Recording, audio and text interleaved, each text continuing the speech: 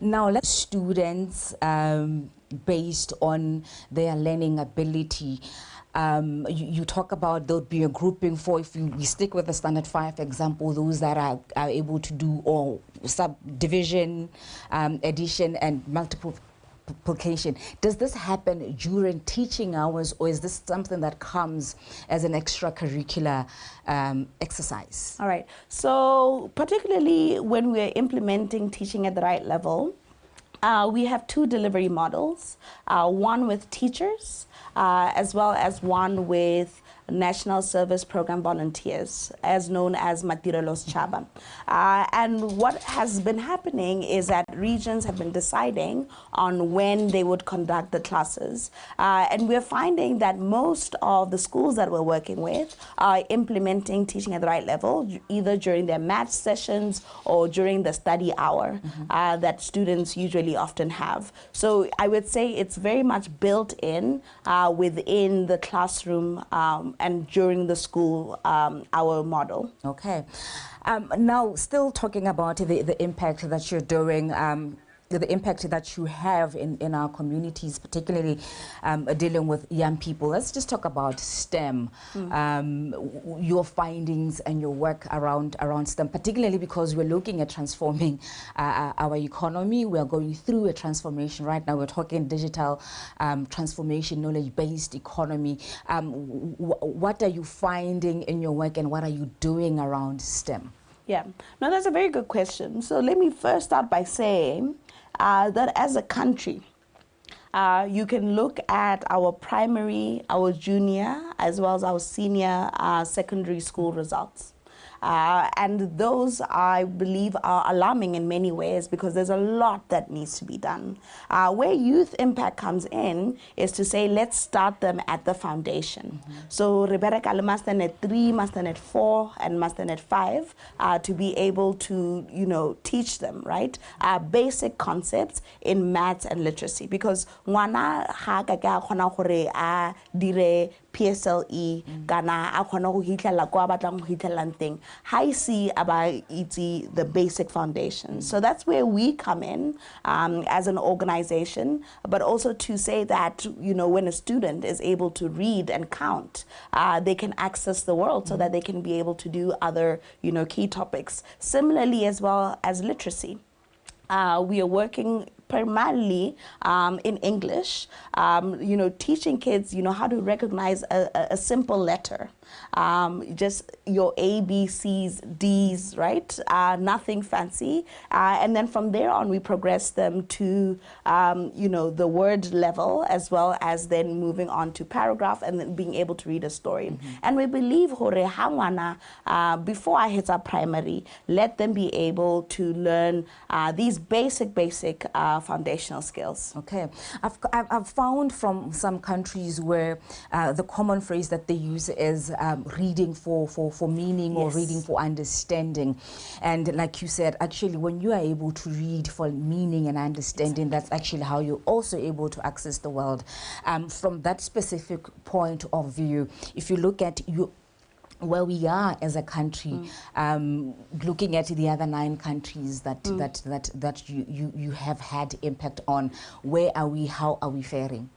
There's a global study that is done over a period of 5 years, and what it shows is that Botswana has one of the highest enrollment rates, which means every student are classing and there's a teacher.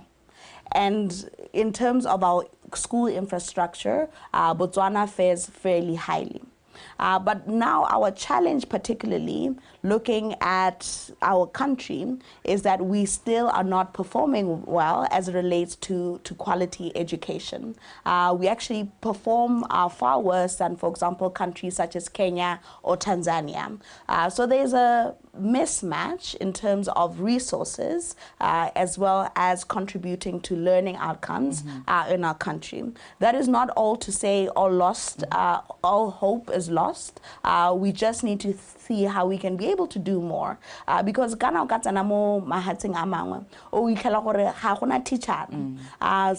when you visit other countries, you find that they don't have any school structure where students are learning outside. But we as a country fairly are doing well on those parts, right? But then the question is, why are we not, producing the results? So that's something that I think everyone, right, should be concerned about and work towards really achieving this goal centered around quality education, but also building those foundational skills for our students. I think earlier on you talked about, when we were talking about the fact that you're in 10 countries, you mentioned partnerships. And quite often when we talk about education of our children, we talk about partnerships, the government, the teachers, the parents, and everybody else. What is it from Youth Impact Botswana that we could say the power of partnerships? Not necessarily just you, but everybody else coming on board to ensure that we actually reach that Botswana that we want. Yeah, no, that's a very important question, and thank you for that. We have been so blessed to have various government ministries work with us towards scaling our programs. We work very much alongside with the Ministry of Education. We have signed an 8-year memorandum of understanding to be able to scale to all primary schools in the country. Our other partners, such as the Ministry of Youth, as well as the Ministry of Local Government that we work with, and as well as partners in Botswana, such as USAID and UNICEF.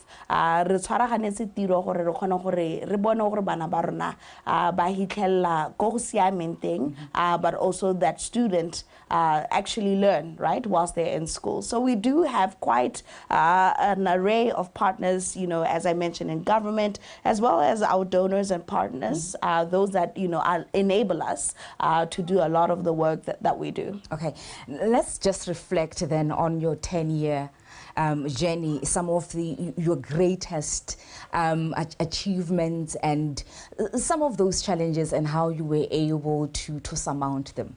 I think one of the things that's very interesting is when we started the organization, we had an idea and we wanted to change our community. And that was very important because our mission has remained the same for over the past 10 years.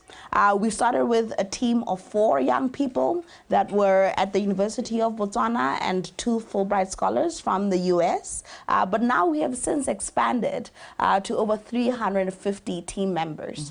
And I think when I reflect on this journey, it shows a lot of the potential of NGOs in the country, but also to really do work that matters. And one of the things I think that has kept me going as I reflect on the challenges, because they are there, right? When you think about, starting very much as a tertiary student, I was at the University of Botswana, and that's when I started the organization. Okay, let's just hold it there. We'll come back and reflect on the challenges. We're just going to go to... We'll come back to our conversation shortly.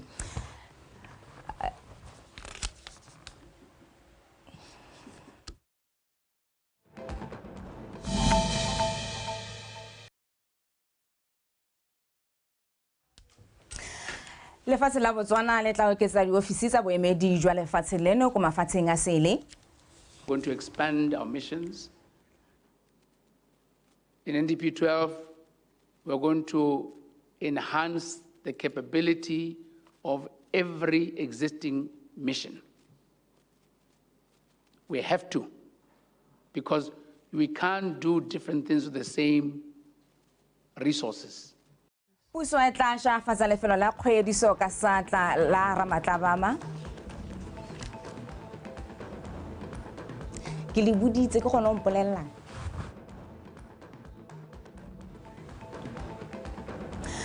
fa mo go tsaya metshameko le kana na ya BURS le feta selo se se neng le neilwe si bets.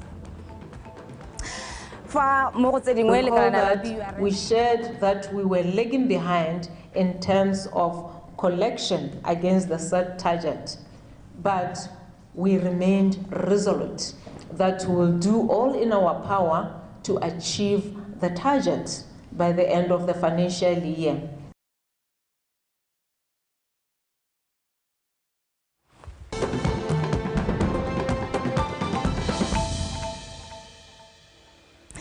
Dikgang tseo le tse dingwe di tla latela kgantejana ka nako ya bosupa le Benson Phuthego. Re tsweledisa puisano ya rona le mme MOITSHEPI Macheng go tswa ka ko Youth Impact Botswana.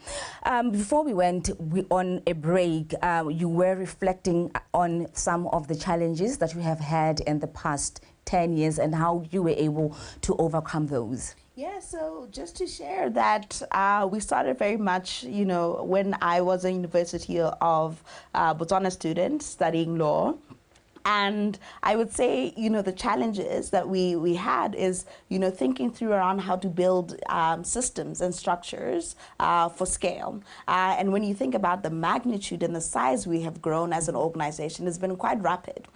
So just learning, you know, from management skills and leadership, but also to fundraising as well, but also just to think through around what are the structures that we can put in place in terms of operations, human resources, the whole spectrum, right, of an organization, and just really going through those challenges and appreciating them as we transitioned, you know, from a startup organization to now more of, I would say, a grown organization. Though we still have very much a startup mentality, we're still very much creative, innovative, always looking for opportunities. But you know, shaping now into a mature organization, we've had to have many lessons along the way. Okay. Now, as you reflect, I think I can also see how proud you are of your 10-year journey.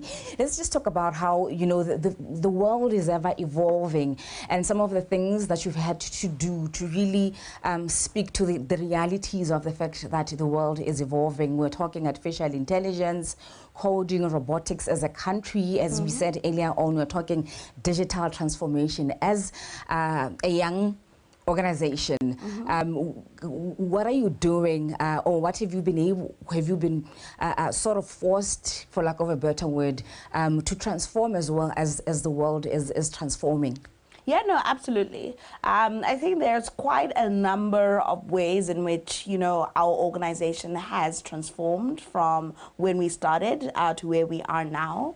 One of the things that, you know, has really shifted, particularly Mudikwele Botswana ke smart bots. We now know that there is access to internet and young people have access to it. Not only that, we've been able to tap into that resources for us, particularly in the organization, to be able to enter data as well as to analyze data digitally. So Hare Berekana Mudikwele, Matichara, Liba IT, they're actually using you know, tablets as well to enter data, but also to ensure that they can be able to analyze it for them so that they can make, you know, those decisions. But I absolutely agree with you that, you know, we are experiencing changing times as it relates, you know, to the world and many of the programs that the government has brought. And the future for the next 10 years, what are the plans? Where do you envision Youth Impact Botswana to be? Absolutely. So one, we want to scale nationally. So this means that our goal is to reach every primary and junior secondary school in Botswana. That is our big goal, and we see that happening, you know, in the near future. But more broadly, our mandate is to be able to scale, right, and to work in partnership. And one of the things that we are hoping that we can achieve is to be able to continue expanding and continue our growth. So as I speak right now, we are very much working hand in hand with the governments, particularly the Ministry of Education in South Africa, as well as Namibia, as well as the Philippines, to be able to expand and scale our programs. But more, looking internally, as we grow, the team grows. And I'm so, looking forward to the next decade of impact, where we can really think about, advancing evidence-based programming for young people so that they can thrive, right? We don't want just young people to survive, but we want them to excel, right, in all areas of our lives. So that's the big goal, and we're hoping, we'll get there. Okay. I'm going to ask you the same question. Well, I'm hoping for a different answer, though. You talked about partnerships, and you mentioned governments, not only in Botswana, but elsewhere. You mentioned UNICEF, you mentioned USAID. Let's just talk about the private sector and what your experience has been, what we hope to get out of the private sector, because we can't deny that they also have a role to play in attaining that all-important SDG that talks of quality education. It can't just be left to youth impact and the government and other development partners. Yeah, no, absolutely. I believe that when we think about partnership in that sense, especially as it relates to growing, right, our young people, we need all stakeholders to be involved, especially, private sector, governments, as well as multilateral organizations, as well as the NGOs. We need to be moving in unison to be able to achieve, our goals. And it's just to encourage. I know that private sector is doing quite a lot, actually, in terms of youth development as well as opportunities that relate to young people. But we still, would like them more, right? To not only support just youth impact, but also to support many, many NGOs. And one of the things that we've seen this year, which, is wonderful for us in the NGO community, is we do have Bokongo, which is a body that convenes and governs all NGOs in the country, really playing an active voice to advocate, right, for private sector opportunities for NGOs, but also to share with us and where the opportunities that we can tap into as it relates to young people and as well as the growth of the NGO sector. Okay. Thank you so much, Ms. MOITSHEPI Macheng from Youth Botswana, Youth Impact Botswana. You're doing a fantastic job, and we wish you all the best in the next 10 years. And we hope with each milestone that you reach, that you are able to share with the nation, so that everybody else can come on board and actually support this all-important initiative. Thank you so much. I truly appreciate it. That was Ms. MOITSHEPI Macheng speaking to us about the impact that Youth Impact Botswana has had in Botswana over the last 10 years. But not only in Botswana, in other countries. She mentions the Philippines, she mentions South Africa, Namibia, and other countries. And I think it's quite important out of our conversation to realize the impact that partnerships can make, but also the social impact that some of our decisions actually has. When you decide to do something, there's so much impact that you can make within our society. All the best to Youth Impact Botswana.